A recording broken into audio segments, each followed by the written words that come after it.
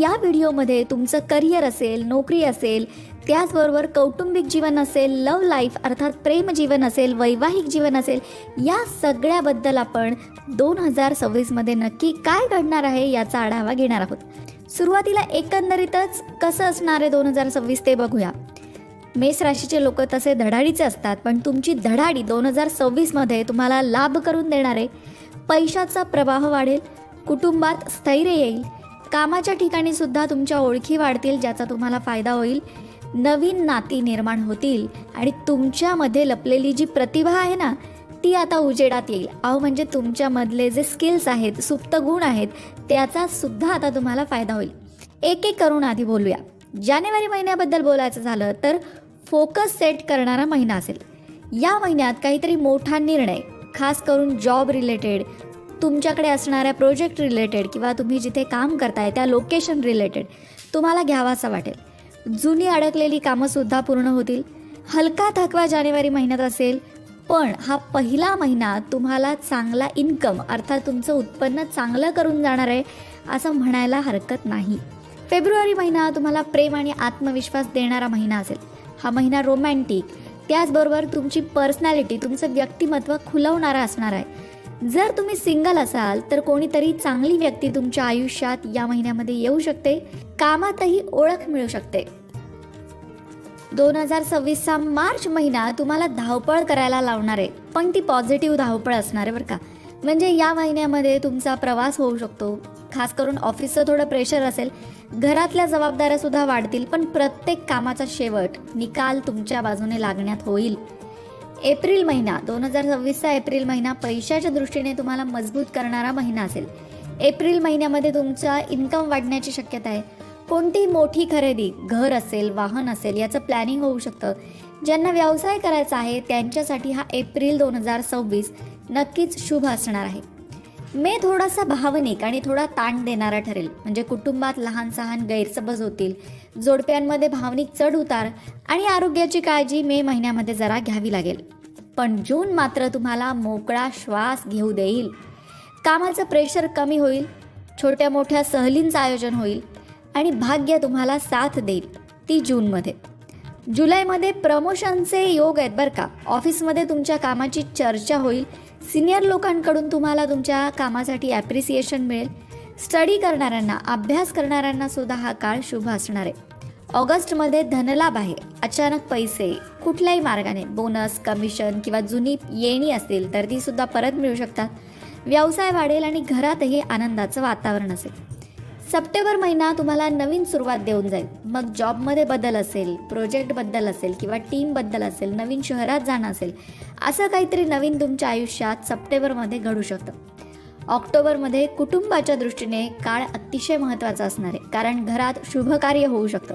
विवाह ठरण्याची, साखरपुडा होण्याची किंवा त्या संदर्भात चर्चा होण्याची शक्यता आहे. एकंदरीतच कुटुंबात तुमचं महत्त्व ऑक्टोबर वाढवणार आहे. नोव्हेंबर महिन्यामध्ये तुमचं लक्ष साध्य होईल. जे काही परिश्रम तुम्ही केले त्याचं फळ मिळेल. कठीण वाटणारी समस्या सोपी होणार आहे. आर्थिक बाजूसुद्धा स्टेबल असणार आहे. डिसेंबर मात्र तुमच्या मनात समाधान देणारा असणार आहे. काम, पैसा, कुटुंब सगळंच योग्य रस्त्यावर आहे, योग्य मार्गावर आहे आणि त्यामुळे त्याचं समाधान तुम्हाला मिळणार आहे. आणि येणाऱ्या पुढच्या वर्षीचं मोठं प्लॅनिंग तुम्ही डिसेंबरमध्ये करणार आहात. आता जरा सविस्तर बोलायचं झालं ना तर आर्थिक दृष्टीने मेष राशीसाठी कसं असेल बरं 2026 हे वर्ष. अर्थात उत्पन्न वाढणार आहे. तुम्ही केलेली गुंतवणूक यशस्वी होईल. कुटुंबासाठी खर्च तुम्हाला करावा लागेल, पण बचतसुद्धा 2026मध्ये तुमची होणार आहे. प्लॉट किंवा फ्लॅट खरेदीची शक्यता आहे. व्यवसाय करणाऱ्यांना खास लाभ 2026 देणार आहे. लक्षात घ्या, मेष राशीची 7.5 चालू आहे, त्यामुळे तुम्हाला असं वाटू शकतं की तुम्ही काय सांगताय चांगलं होणार आहे, चांगलं होणार आहे, आम्हाला काही तसा अनुभव येत नाही. तर 7.5 चालू असल्यामुळे या प्रत्येक गोष्टी घडताना तुम्हाला थोडासा मानसिक त्रास किंवा कुठेतरी गोष्टी वेळेवर घडत नाही आहे असं वाटू शकतं. म्हणूनच 7.5चे उपाय करणं आवश्यक आहे. मग 7.5साठी काय उपाय करायचे आहे या बाबतीत आपला एक सेपरेट व्हिडिओ आहे, तो नक्की बघा. तो तुम्ही बघालच, पण त्याआधी बोलूया की तुमचं लव्ह लाईफ कसं असणार आहे. जर तुम्ही सिंगल असाल तर एखादी व्यक्ती तुमच्या आयुष्यात येऊ शकते 2026मध्ये. कदाचित ती ऑनलाईन किंवा प्रवासात भेटेल. खास करून 2026 मधले फेब्रुवारी, एप्रिल, जुलै आणि ऑक्टोबर हे महिने तुमच्या आयुष्यामध्ये रोमॅन्स घेऊन येणारे असणार आहेत. अर्थात प्रेमजीवन खुलवणारे हे महिने असणार आहेत. जे आधीच रिलेशनशिपमध्ये आहेत त्यांना कम्युनिकेशन सुधारण्याची गरज आहे. त्याचबरोबर काही महत्त्वाचे निर्णय तुम्ही दोघांनी एकत्र येऊन घेण्याची सुद्धा गरज आहे, नाहीतर त्यातून गैरसमज निर्माण होऊ शकतात. ज्यांचं लग्न आधीच झालेलं आहे त्यांच्या घरात एखादा आनंदाचा कार्यक्रम ठरू शकतो.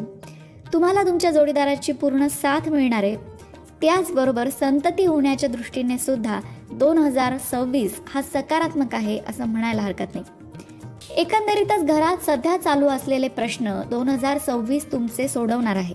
एखादा सण मोठ्या उत्साहात साजरा होईल, भावंडांचं सहकार्य मिळेल, आई वडिलांच्या आरोग्याकडे लक्ष देण्याची मात्र गरज आहे.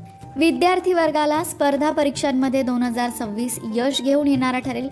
परदेशी शिक्षणासाठी जायचा विचार करत असाल तर त्यासाठी सुद्धा काळ चांगला आहे. अभ्यासात फोकस मात्र वाढवावा लागेल. मार्च, मे आणि ऑगस्ट, नोव्हेंबर विद्यार्थ्यांसाठी सर्वोत्तम महिने म्हणावे लागतील.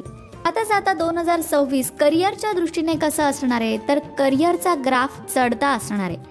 जानेवारी, एप्रिलमध्ये बदल आणि संधी दोन्ही तुमच्या आयुष्यात येऊ शकतं. म्हणजे नवीन जॉबचा विचार तुम्ही कराल किंवा ट्रान्सफर होण्याची शक्यता आहे किंवा लिडरशिप रोल तुम्हाला मिळू शकतो. मे, ऑगस्टमध्ये कामाचं प्रेशर असेल पण यशही मिळेल. जबरदस्त प्रोजेक्ट हाती येण्याची शक्यता आहे. एकंदरीतच तुम्ही मी हे करू शकतो हे दाखवण्याचा हा काळ असेल. सप्टेंबर ते डिसेंबर नक्कीच तुमच्या करिअरमध्ये स्टेबिलिटी, स्थैर्य, नाव आणि प्रतिष्ठा देऊन जाईल. प्रमोशन, इन्क्रिमेंट हे सगळं 2026 तुम्हाला देणार आहे. वरिष्ठांचा सपोर्ट मिळेल. प्रतिस्पर्ध्यांवर सुद्धा तुम्ही विजय मिळवाल. पण एखादी व्यक्ती तुमच्या प्रगतीच्या आड येऊ शकते किंवा तुमच्यावर जळणारी लोक, तुमचे गुप्त शत्रू तुमच्या प्रगतीत अडथळे निर्माण करू शकतात. त्यासाठी तुम्हाला सजग राहण्याची गरज आहे.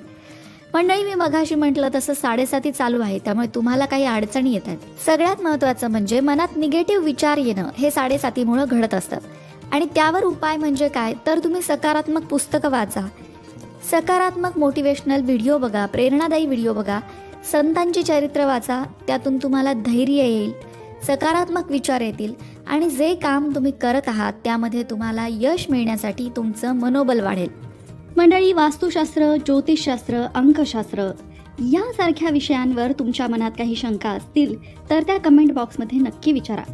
तुमच्या प्रश्नांची उत्तरं घेऊन येण्याचा प्रयत्न आम्ही नक्कीच करू. त्याचबरोबर आणखीन कोणत्या विषयांवरचे व्हिडिओ तुम्हाला ऐकायला आवडतील ते सुद्धा कमेंट करून सांगा. म्हणजे तुम्हाला हव्या असणाऱ्या विषयांवर सुद्धा व्हिडिओ घेऊन आम्ही येऊ. ज्योतिषशास्त्र, अंकशास्त्र, वास्तुशास्त्र यांसारख्या विषयांवरचं योग्य मार्गदर्शन तुमच्यापर्यंत पोहोचवण्याचा आमचा हा प्रयत्न आहे. तेव्हा तुमच्या शंका कमेंट बॉक्समध्ये नक्की विचारा.